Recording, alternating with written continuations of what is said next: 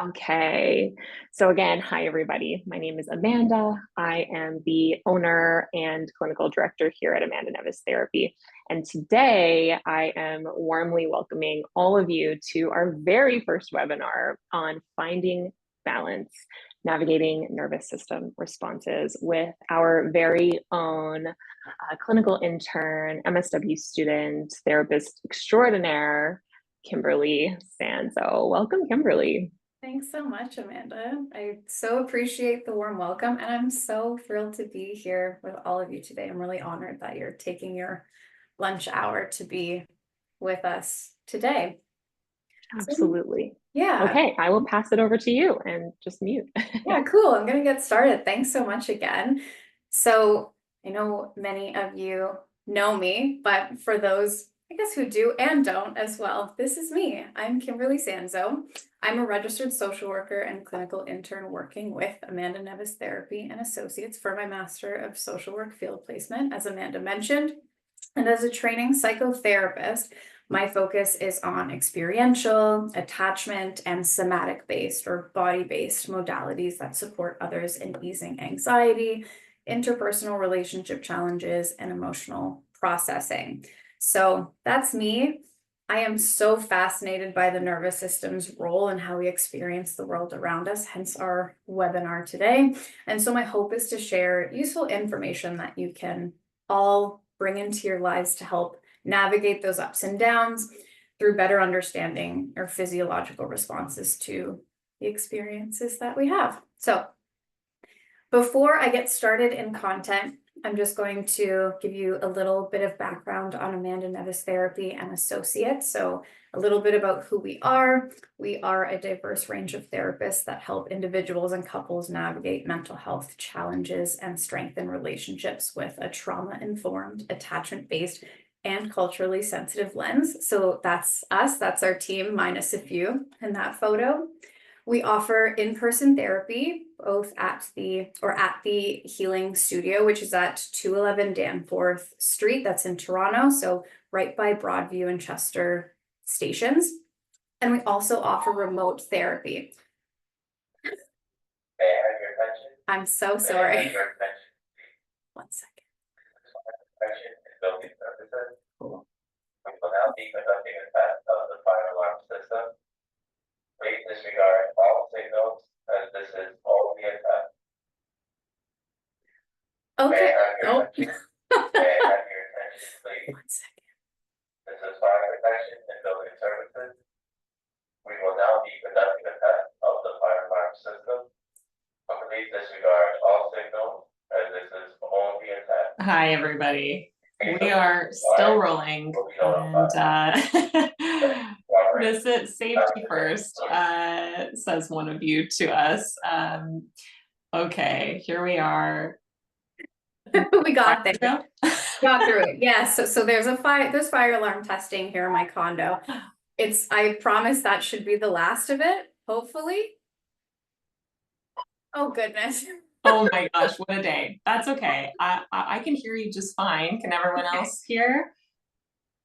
It Okay. usually stops right after this. Here's hoping. All good, all good. Someone has told us that they can still hear, and you're welcome to kind of keep going. Perfect. Okay. All right, go for it. I'm gonna go for it. Okay, cool.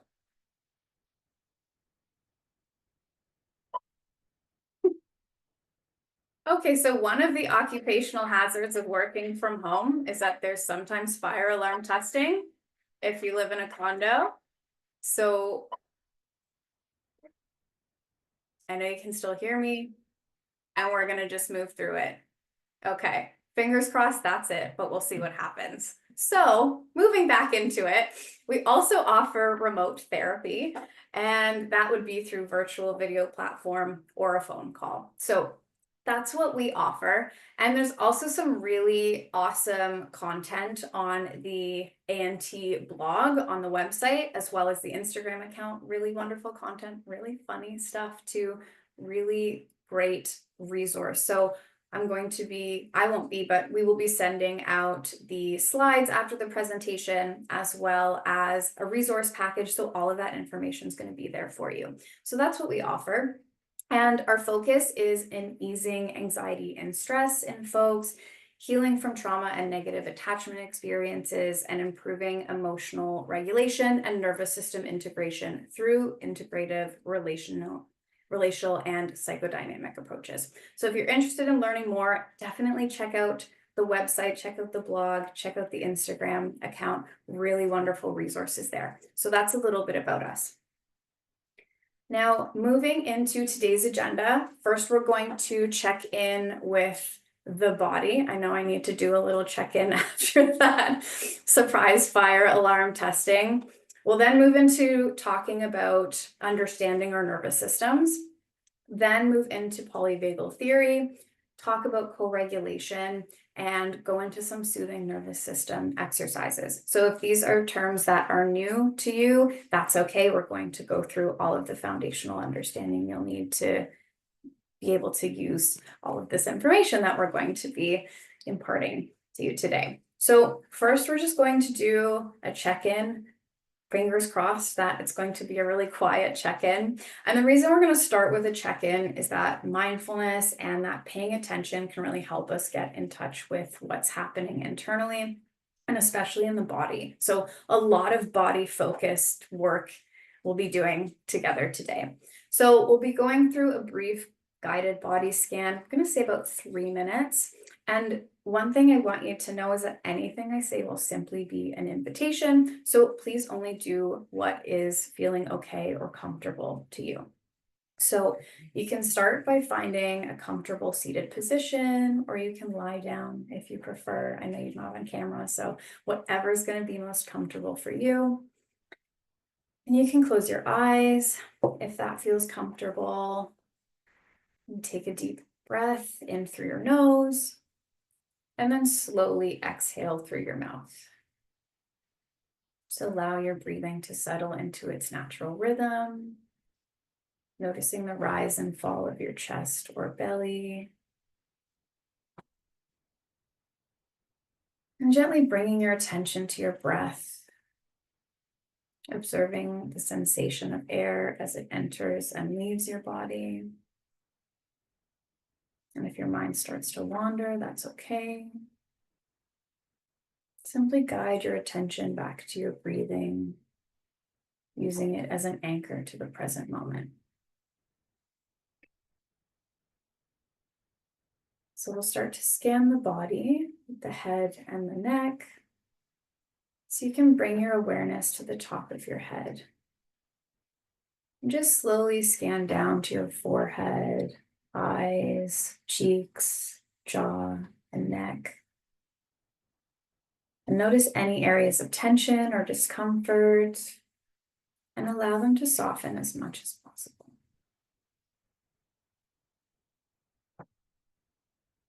And then move your attention to your shoulders, releasing any tightness as you breathe out. And then gently bring your awareness to your arms, down to your hands and fingers. And shift your focus now to your chest, noticing the rise and fall with each breath. And feel your stomach and the area around your hips, observing any sensations that might come up. And then finally, guide your attention to your thighs, your knees, calves, ankles, and feet. Sense the points of contact and notice any feelings of warmth, coolness, or tingling. And now take a moment to feel your entire body as one connected whole. If you notice any tension or discomfort, you can send your breath to that area, allowing it to relax with each exhale. And take a deep breath in. And as you exhale, you can let go of any remaining tension. Gently bring your awareness back to the room.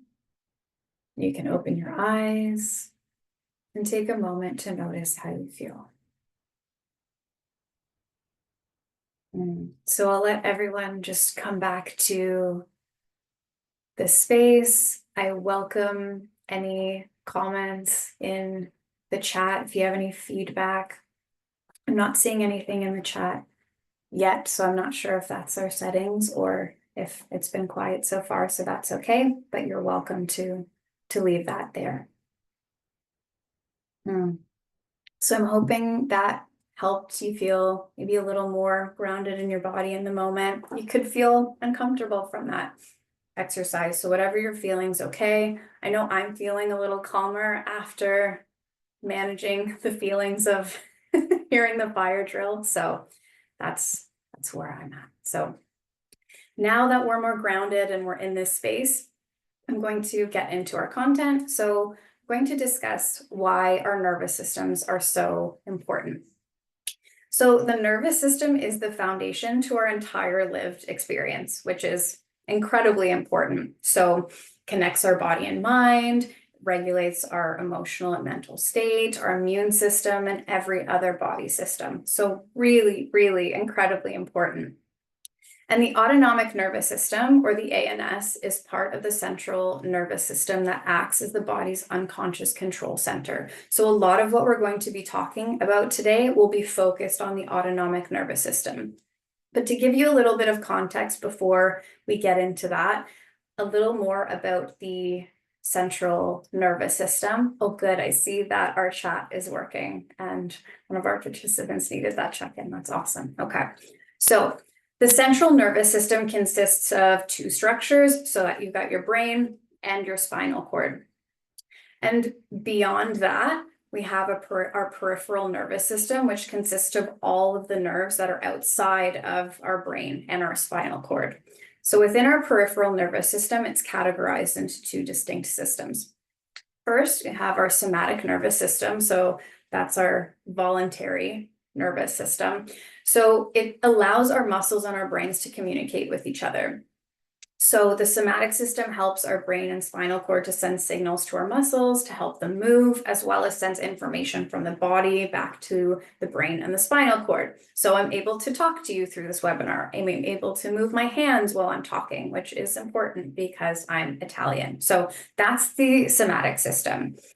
Then we move into talking about the autonomic nervous system, which we're going to be focusing on today, and that's more of that involuntary system.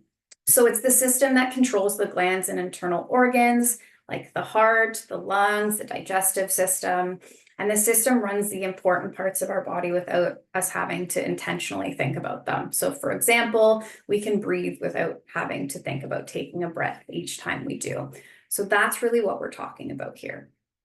And the autonomic nervous system consists of two interconnected branches, the parasympathetic nervous system and the sympathetic nervous system, both which work together to regulate our homeostasis, so our stable internal environment, in regard to both psychological and physiological states. So they're really maintaining balance within the body.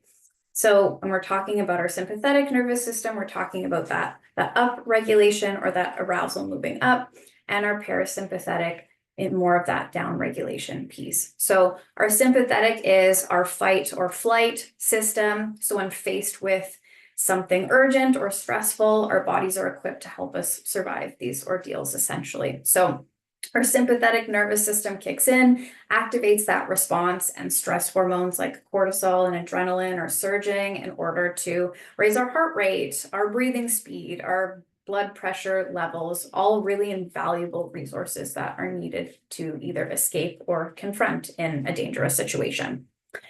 With our parasympathetic nervous system, that's more responsible for our relaxation and recovery, so sometimes referred to as a rest and digest system.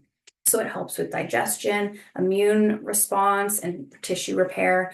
And the system's activated when we engage in certain activities like yoga, meditation, or deep breathing. So we're going to talk more about this, the parasympathetic nervous system, as we talk about polyvagal theory, especially in that our parasympathetic nervous system can bring our body into a freeze response. So when we're feeling overwhelmed by something that feels dangerous, but we will look more into that as we move into polyvagal theory. So just a little bit more about our nervous systems, and particularly our autonomic nervous system.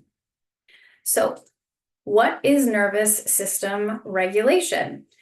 It is essentially the ability to move flexibly between these different states of arousal that I've been discussing. So it's not just about calming down, which is often what we think of when we talk about nervous system regulation, but it's really being able to move between the sympathetic and parasympathetic states to be able to effectively respond to our environments.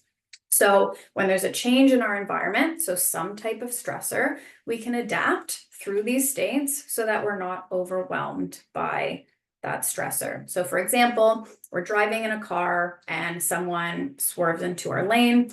What our regulated nervous system would do would be to kick us into a sympathetic nervous system response so that we're mobilized to deal with that threat. So maybe we're able to quickly scan the environment, maybe move out of the way, so get into another lane, maybe we're honking our horn, whatever we need to do to stay safe in that scenario. On the other hand, if our nervous system is not regulated, maybe we're just feeling cool, we're not detecting that as a threat. If we're not taking any action, we're not moving into that sympathetic nervous system state, that's potentially pretty dangerous because a car could swerve into our lane and there could be an accident, something could happen, right? So that's what we're talking about when we're talking about nervous system regulation. In addition to that, we're able to fully recover once the stressor has been removed. So if we continue driving, that car is no longer anywhere near our lane, we have time to breathe and we're moving along, we trust that our nervous system is going to recover from that. So getting back into a homeostasis, a state of homeostasis, or back into that parasympathetic state after. Being able to respond flexibly and adaptively to our circumstances also really gives us a sense of agency. So we feel confident and secure in understanding and navigating the world when we trust our brains and bodies to respond to our environments, as well as being able to recover from stressors. So this part's really important, that agency piece. And when our nervous system is regulated, being in our body fosters a sense of safety. Again, because we're trusting in our brains and bodies to respond to in our environment and also be able to recover from those stresses. On the other hand, if our nervous system is dysregulated, being in our body can foster a sense of danger or fear.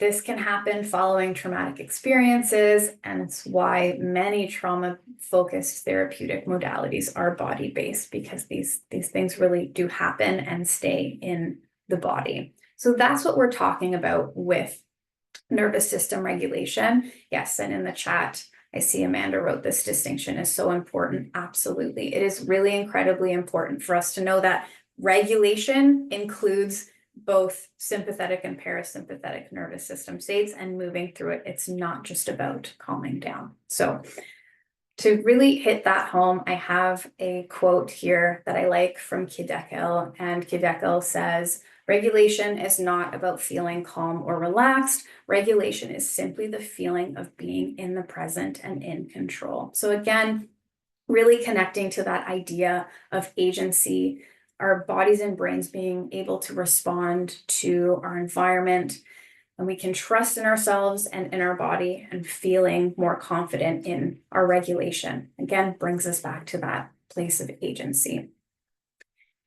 We really want to work with our nervous system and navigate those responses as well. So that's really an important piece here, is that we don't want to always be fighting our nervous system responses, because there's a lot of information that we can get from our nervous systems too, which I'll talk more about. Before moving into talking about polyvagal theory, I'll give you just an overview of what the vagus nerve is, because this is really the basis of a lot of the theory. And the vagus nerve is the main nerve in your parasympathetic nervous system, which consists of two branches. So the left running down the left side of the body and the right running down the right. So it's the longest cranial nerve that runs from the brain, actually all the way to the large intestines. So it sends information between your brain, your heart, and digestive system. What I think is pretty cool is that the word vagus is Latin for wandering, because your vagal nerve actually takes this long winding course through your body, as you can see in the image there. So the vagus nerve, or the vagal nerves, the right and left, exit from your medulla oblongata in your lower brainstem, and then the nerves pass through or connect with your neck, your chest, your heart, your lungs, and your abdomen and digestive tract. And it plays a role in involuntary sensory and motor or movement functions like digestion, heart rate, blood pressure, respiration, breathing, immune system responses, mood, and many other things. And so it really plays a key role in stress response and recovery. So main nerve in our parasympathetic nervous system and running through our body and having a lot to do with a lot of involuntary sensory and motor functions. So that's what we're working with when we're talking about polyvagal theory.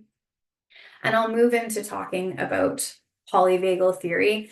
Polyvagal theory is a big thing. So I'm really only going to be providing foundational information and understanding so that we can take the basic tenets and bring it back into our lives. So by no way is this an exhaustive polyvagal theory course. So if you do want to learn more, there will be more provided to you in a resource package that you will receive after the webinar. But for the sake of our work today, I will go through polyvagal's 3 defining principles and why they're important.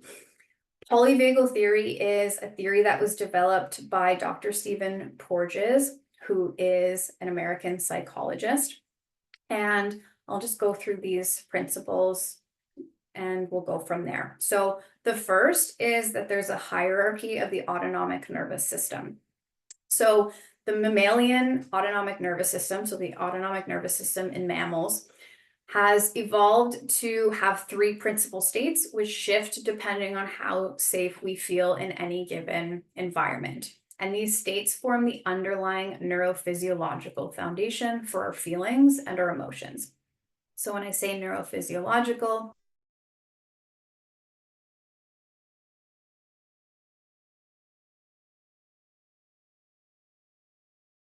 so at the bottom is our dorsal vagal pathway, so one of our parasympathetic nervous system responses. Now, the dorsal vagal pathway is associated with survival strategies of primitive vertebrates. So this would have developed in our brain as a survival strategy a very, very long time ago. So evolutionarily, it would have happened first. And this pathway is triggered when it's responding to a danger cue of some sort. And what will happen is that a freeze response would occur, and that could lead to us feeling, excuse me, immobilized. It would slow down our bodily functions. We might be feeling hopeless. And so this is, again, the body's most primitive response and is often triggered in times of trauma or shame. So that's that immobilization piece, that dorsal vagal pathway. The next in the hierarchy would be our sympathetic nervous system response. This might just take 1 second. May I have your attention, please? This is fire protection and building services. We have now concluded this month's fire testing. Concluded. I repeat, this month's fire testing has now ended. Perfect. You may now go back to treating every alarm as a real fire. Again, thank you for your patience. Enjoy your day. Okay, wonderful. So no more of that, hopefully. So back to our sympathetic nervous system response. So that would be something that would have, or a survival response that would have developed later on in terms of evolution. And that's when we're feeling mobilized, we're able to fight or flee in a situation that we need to. The third would be our relaxed state or our socially engaged state in our ventral vagal pathway. So that's another parasympathetic nervous response that is more associated with responding to safety cues. So that would stimulate our rest and digest response, and it can lead to feelings of calm, connection, social engagement, like I mentioned. And so this is a state of homeostasis where the body's really feeling grounded, mindful, and empathetic. So that's the hierarchy of the autonomic nervous system, is from earliest survival strategy to newer kind of brain function, us being able to actually connect with others, which is really important for us as mammals. It's part of our survival. So the second piece is neuroception. So neuroception is the unconscious neural process that scans other people, our own body, and the environment for cues of safety and danger. And what's really important here is that it's an unconscious process. So it's distinct from perception. This is something that's happening unconsciously through a neural process. So that is something that happens as we're not paying attention. It's not something that we're doing logically, but we are unconsciously scanning the world around us as well as our internal world for those cues of safety and danger. So that'll come in handy later as we continue to talk about it. The third defining principle is co-regulation, which we will definitely be talking more about, but essentially it's that we naturally, and again unconsciously, send signals of safety or danger to others, and vice versa, that encourage or discourage social engagement behaviors. So essentially, our autonomic nervous systems co-regulate with others and can also unconsciously pick up on cues of danger in others. So that's what we're working with polyvagal theory, and you'll see why it's important as we move through some more information. So the next slide I have, I think, does a really good job of providing a visual representation of what it actually looks like to move through some of these states. So this is a polyvagal chart, and I'll start here in the middle. So as the nervous system goes through the process of neuroception and detects a threat, we would move from our homeostasis state into a sympathetic response, so sympathetic nervous system response, so moving into that hyper arousal. So if we are going to fight or move towards the threat, things might come up like rage, anger, irritation, frustration, mobilizing us to be able to manage whatever that stressor is. On the other hand, if we are moving away from what that threat might be, so being able to flee in that moment, we might be feeling panic, fear, anxiety, worry, and concern. But really the point of our sympathetic nervous system is to be able to mobilize us to manage a threat.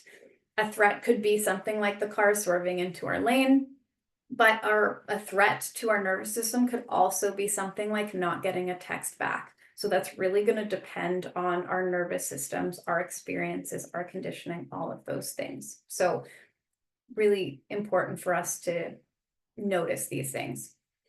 What's important here as well is that mobilization piece. So this feeling that I can deal with whatever threat might come about.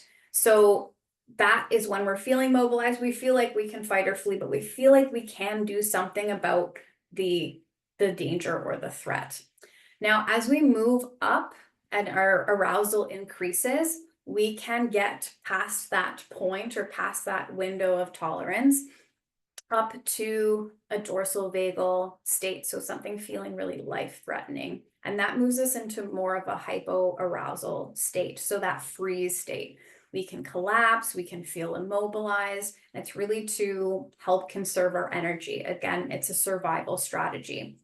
So we can feel so overwhelmed that we're not feeling that we can mobilize in this state, or through neuroception, I guess the brain and body is determining that we can't be dealing with this. So it brings us into more of an I can't place. So that's when we can freeze. And when we're freezing, we might experience things like dissociation, numbness, depression, feelings of helplessness, shame, shut down, feeling trapped.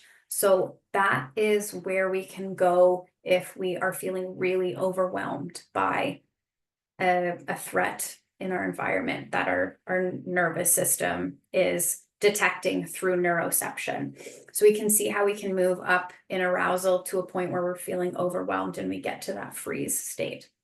Now, when our nervous system is regulated, we trust that our body will be able to bring us back to a state of homeostasis. So deactivating after the threat because the threat is no longer there, and being able to get to this point of social engagement. So that ventral vagal space, that safe space. So through neuroception, our nervous system is determining that we're safe. So we're able to connect with others.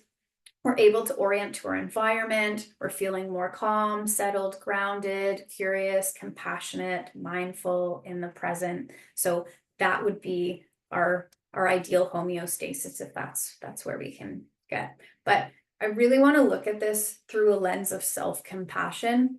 Essentially, our nervous system is just trying to keep us safe. And there's a lot of wisdom in our nervous system. It's giving us information.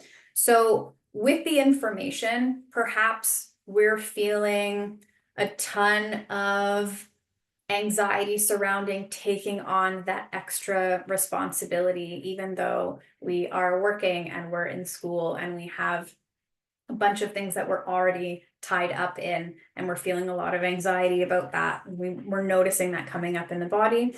Maybe that's a cue for us to change something that we can control. So maybe we're not taking on that extra social engagement or that extra course that we might want to take. So that information is important. On the other hand, it can also bring light to the fact that our nervous system might be dysregulated. So maybe we're moving into that dorsal vagal or that freeze response if we're not receiving a text back within a certain amount of time that we'd expect to.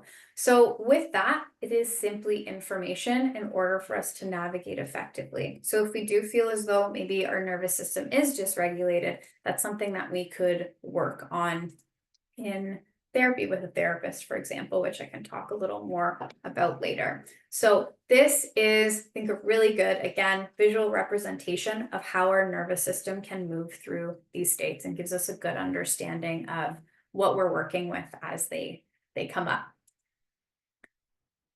So I really want to talk about co-regulation because I think it is so incredibly cool. And it's a person's ability to regulate their nervous system through the help of another person and another person's nervous system. So a person's regulated presence can actually just signal safety to a dysregulated nervous system and bring that dysregulated nervous system back into a state closer to that homeostasis. So essentially, the idea of co-regulation is that one regulated system can help another system achieve regulation. And I say just system here because it doesn't necessarily need to be another person, though it often is. It can be a pet, or it can be nature even. We can regulate in nature. So really, really cool process. And co-regulation is so important because it serves as a critical precursor to our own ability to self-regulate. Since human infants are highly dependent on caregivers for survival, the emergence of our own self-regulation primarily occurs within relationship through our developmental stages in infancy. And so the capacity for self-regulation really emerges from co-regulation between both the self and the parent-infant interactions, but that also moves into our adulthood as well. And our ability to self-regulate and co-regulate continues into our adulthood. We are wired as humans to co-regulate, and that co-regulation helps us self-regulate. So I think this is so incredibly important and so neat, really, truly. And so when we're co-regulating, the role of someone who co-regulates is definitely not to solve a problem, but it's really just through the regulated presence that they're signaling safety to a dysregulated nervous system. So it's simply someone's regulated nervous system is with maybe a dysregulated nervous system, but through the process of neuroception, that dysregulated nervous system can sense that there's safety in the other person's nervous system, and through that process you can co-regulate. So simply sitting with someone who's regulated can be enough to signal safety to our nervous system. Again, very, very cool. Humans are wired for connection, as I mentioned, and co-regulation helps us feel connected to someone else. A really important piece with social connection and social engagement. Yeah, and I see in the chat my dog snoozing against my leg, and her sweet slow breathing is definitely very regulating. I hear that and I feel that. My dog's sleeping in the corner. So yeah, I'm also feeling regulated as a result. I appreciate you sharing that for sure. So yeah, pets are a big one too. And in the process of co-regulation, our brain's mirror neurons start firing. And so those are the cells that are activated when we observe someone else doing something or being a certain way. So for example, we tend to match each other's tone and volume when we're speaking. And we might even be less afraid in a quote unquote sketchy situation when we notice the people around us seem chill. So that's regulation. So really a lot happening unconsciously in this co-regulation process, but really amazing that it's something that is happening. So pretty neat for us to be able to know that it's happening and now understand more of that so we can be really intentional sometimes with maybe how we're spending our time and connecting with others. And again, really want to hit home the importance of relationship here. It is so important for us as humans for survival and connection. So that's something that I really want us to take away from today. Okay, question in the chat. If sitting with someone with a regulated nervous system can help regulate a dysregulated nervous system, can it work the other way too? Can a dysregulated system trigger another dysregulated system? That's a really good question. So yes, the answer is yes. Have you ever had someone call you and have something really intense either happen to them, or maybe they're complaining about something and you start to kind of take that on? I imagine that we've probably been through some kind of experience like that. So yes, that can happen the other way too. So that's a really good question. It is something that's happening really relationally. So it's not to say that if you have one person who's regulated and one person who's dysregulated, automatically that dysregulated person's just going to feel regulated. It can go the other way. So that's a fantastic question. The answer is yes, definitely. So yeah, great question. Yes, and Aaron wrote, I think empaths pick up on dysregulation quickly. Yes, so we've probably been in situations like that where we can pick up on how someone else is feeling, and then we start to also feel it, right? Someone might be talking about that. And Amanda said, this doesn't have to be unhealthy. We live in community and it's part of our humanness to be affected by each other. Absolutely. And I think that's a really wonderful point too. If we're able to pick up on someone's energy, even if someone's saying, I'm fine, but they're not feeling fine, and we're able to pick up on that, we can also offer support in those spaces. So yeah, that's a really excellent point. So thank you for adding that as well. Great questions. I'm loving the conversation in the chat, so please keep it up. Awesome. Okay, so moving on to how can we apply polyvagal theory to our lives. So being able to recognize our physiological responses to stress is really important. So it can demystify what's happening in the body and can kind of we can separate ourselves from some of those physiological responses. And then from there, can approach it with more understanding, compassion, and curiosity. So instead of maybe framing it as I'm anxious, could be, oh, I'm feeling some, butterflies in my chest, or I can feel that my hands are getting clammy. So I can feel anxiety in my body. I can feel where it's happening and what's coming up, but I'm not necessarily that feeling. So sometimes that separation can be really helpful. And just recognizing what's happening can also sometimes help us feel like we have more agency and control within our body. Another thing is being able to identify activators. So I use this term synonymously with triggers. Triggers is my favorite term. So being able to identify activators. So maybe it's a boss that reminds us of a really critical parent or a place that makes us feel unsafe. We can begin to identify what these activators might be. Now, of course, sometimes that can help us respond to those situations. Maybe we know that our boss is in person in the office Mondays and Wednesdays, and we're able to work from home for a couple days a week, and we choose those days. So maybe that's a way we can respond to the situation by focusing on what we can control. But of course, it's not realistic to be able to avoid all stressful situations, and that's not necessarily what we want to be doing either. But all information, all interesting stuff to just be getting curious about. We can also practice self-regulation. So we're actually going to be doing a couple of exercises together in a moment. So that's one way we can apply polyvagal theory. We can also build social connection. So as we were just talking about in the chat. So when we are in more of a ventral vagal state, that state of safety, of social engagement, we're able to better connect with others. But if we're, let's say, stuck in more of that freeze state, that dorsal vagal state, let's say we're dealing with symptoms of depression.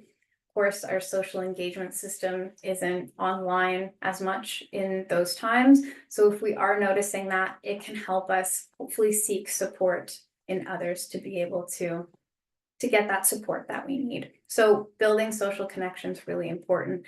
And when we're talking about seeking support, seeking professional support is a wonderful way to do this as well. Working with a therapist who can help with nervous system regulation and nervous system work, which I will discuss a little more as we move forward.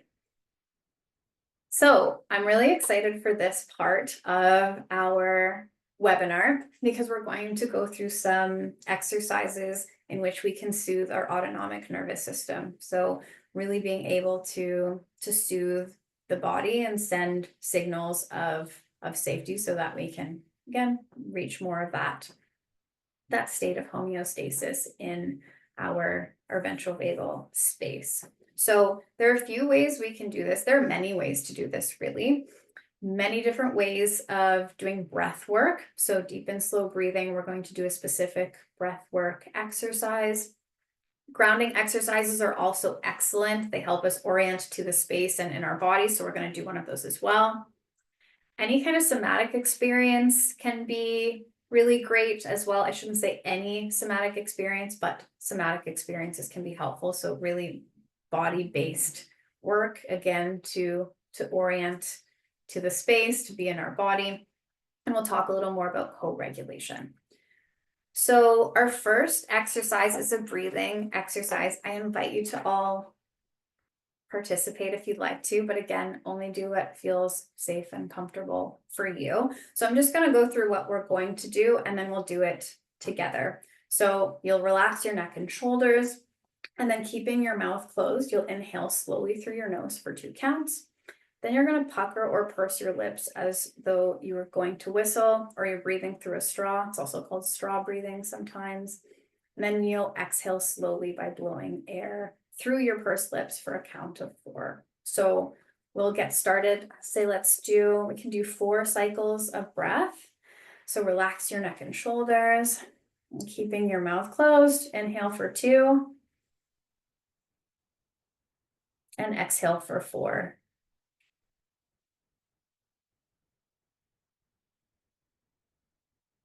Inhale for 2. Exhale for 4.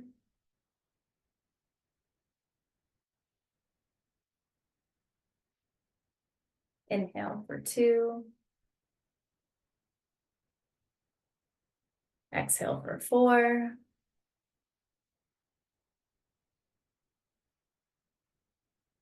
Inhale for 2. And exhale for 4.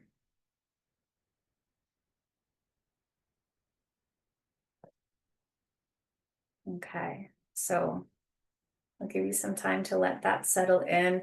I'd be interested to know if that's something that you found helpful. You can let us know in the chat I find it's instantaneous for me. So usually the first cycle of breath, I can feel a bit calmer. I also notice some tingles in my arms as I do that exercise. So I'm interested to see how other people are feeling about it. So that's our first breathing exercise.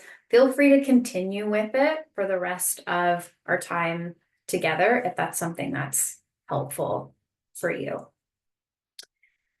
Now, the next is a grounding exercise. This is one of my personal favorites. It's an oldie, but a goodie. And it's the 5-4-3-2-1 grounding technique. I love this because you can do this anywhere, anytime for the most part, and people wouldn't really know that you're doing it. So it's really helpful in public spaces. If you're feeling overwhelmed, you're feeling anxious, you might feel panic. This has helped me many a time. So I'm really excited to share this with you. Okay, I see that the breathing made someone sleepy. Okay, closer to that parasympathetic state. So that's what we're going for. Okay, wonderful. Thank you for sharing that. Yeah, so with this grounding exercise, we're going to use our 5 senses to orient to the environment and also the present moment. So the first thing you would do would just be to ask yourself or acknowledge 5 things that you can see. So for me, for the sake of the exercise, I'll do it aloud, but you wouldn't necessarily need to do that. I can see my snake plant. I can see my cell phone. I can see my glass of water. I see us all here in this virtual space on my screen, and I see my dog, Winnie. So then you'd move through 4 things that you can touch around you. I would also really recommend actually touching the things because it can be really grounding. Temperature can be great too. So if you have a cold something or a warm something, I have a glass of water. Just noticing the quality of the things that you're picking up. Is it smooth? Is it rough? Is it heavy? Is it cold? So just picking up things and being able to kind of orient that way. Yeah. So I think I've picked up about 4 things, maybe more. Okay. Then acknowledging 3 things around you that you can hear. So in this moment, you can probably hear, well, you would hear my voice. Perhaps you can hear a fan in the background. Earlier it was the fire alarm. I can hear my dog breathing. So those are those things. You can acknowledge 2 things around you that you can smell.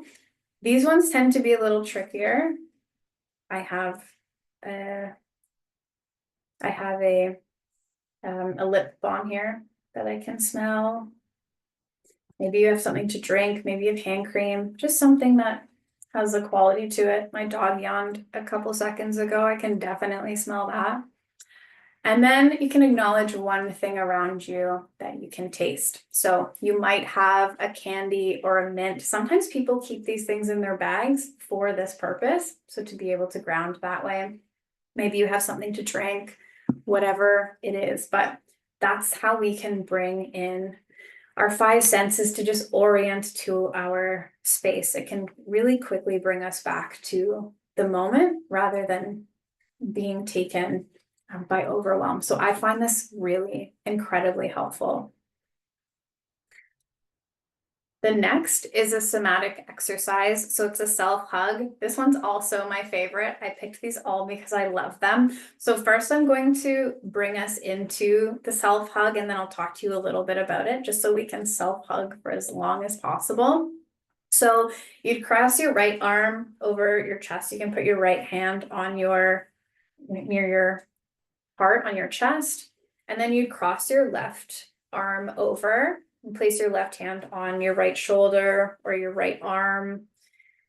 I'm going to sit in my self-hug as I talk to you about self-hugs. So this is a technique from somatic experiencing, which is a body-based therapeutic approach to healing trauma. So this was developed by Dr. Peter Levine, who is a psychotherapist.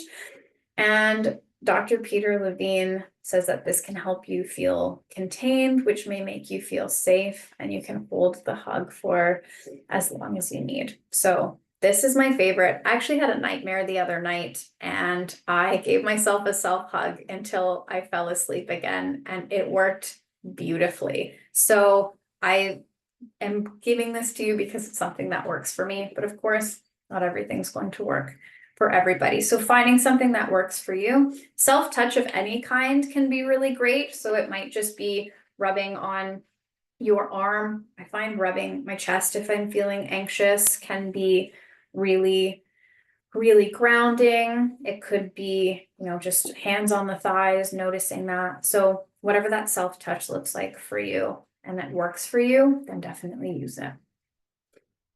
And I invite you to hold your self-hug for as long as you feel like you need as I go into the rest. So again, co-regulation being so incredibly important, and just the idea of being able to connect with a trusted and supportive other. So being in the presence of a regulated other can be enough to help us feel regulated. And really through that, when we have a connected and trusted and supportive other that feels safe and regulated, we can unconsciously learn to co-regulate within that. Physical touch can be a part of this. It doesn't necessarily have to be. So it might be holding hands with someone that you love, or it could be a hug, could be petting a dog. So whatever that might look like for you. Again, this is going to be very unique to everyone. And this trusted and supportive other can be a therapist, a friend, a family member, a partner, or a pet. So really anyone or anything that feels regulating to you, that has a system that helps you with the co-regulation. One thing I'll say is it's not recommended to try co-regulating with someone who is harmful to you or has a history of making you feel worse, because the goal of co-regulation is to get back to that window of tolerance and to not push yourself further out. So who you are seeking help from really does matter in terms of co-regulation. And again, really want to hit home that co-regulation is so important in our own ability to self-regulate. We are wired for this. We are wired for connection. This is so human of us to be co-regulating with others. And again, the importance of relationship that comes along with that, and the importance of community. So key takeaways from our workshop today is, first, having a regulated nervous system involves flexibly moving through states of arousal with the ability to completely recover from stress. So it's not just about calming the nervous system, but it's really being able to move through all of these states and also be able to recover after being in a more aroused state. The autonomic nervous system's unconscious process of determining safety, so neuroception, forms the basis of our nervous system responses. So when we feel safe, our capacity to connect with others and ourselves is enhanced. So really remembering how important it is that this is happening unconsciously a lot of the time. So maybe logically we can determine that a situation is safe, yet in our body we're feeling very, very unsafe. So just noticing that and having some self-compassion for that. And last but not least, we can soothe our nervous systems through body-based strategies, including co-regulation, breath work, grounding, and somatic experiences. So I'd like to leave us on a quote from Britt Piper, who's a trauma and somatic experiencing practitioner. She's at Heal with Britt on Instagram. Really good content. I would recommend it. And Britt says, when it comes to healing and regulation, don't get so caught up in hacking, resetting, releasing, calming, or stimulating your nervous system that you never learn how to be with its natural and necessary responses. Our current obsession with controlling and manipulating our nervous system may be just another form of overriding it. We have to know when to lead and when to follow. So that really connects well to our workshop today, and particularly the title of our workshop today, in that it's finding balance and we're navigating our nervous system responses. So it's not just about calming or soothing, but it's really about having appreciation for those other states that have both historically and continue to keep us safe. It gives us information we may be able to act on certain things. So maybe it's not picking up that extra thing that you don't have the capacity for, or maybe it's noticing that we are feeling some dysregulation. And from there, maybe we do want to be working with a professional with support or to support us with that. So that connects now to what I want to share with you. If you are interested in nervous system work with a therapist, please connect with the ANT and Associates team. Got a website, an email there for you. The Instagram page is super helpful as well. You'll also be receiving a resource package with more information on polyvagal theory and some more resources on nervous system regulation, including some additional exercises. And with the information that we're sending out, you'll also learn more about Amanda Neves Therapy and Associates Meet Your Match form. So it was something that it's a form you would fill out. You could identify that you'd be interested in nervous system regulation work. And then within 2 business days, you'd be connected to a therapist that would be your match. So thank you all so much for being here. I so appreciate your time. I'm here for questions after if you have the time, but if you have to get back to wherever you need to go, you are all feel free to go. But thank you so much. I'm so honored that you are all here. I'm just reading in the chat. I like the self-hug. That's a new strategy that I haven't heard of before. I'm so glad that was a new one. It's a kind of newer one for me too, so I'm appreciating that. Thank you so much for everyone for being here. I so appreciate it. Oh, thank you. My heart feels so warm. Thank you, everyone.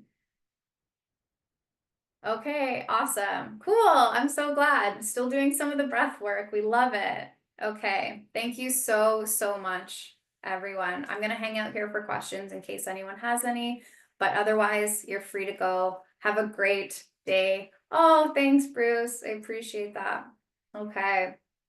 Have a great day, everyone.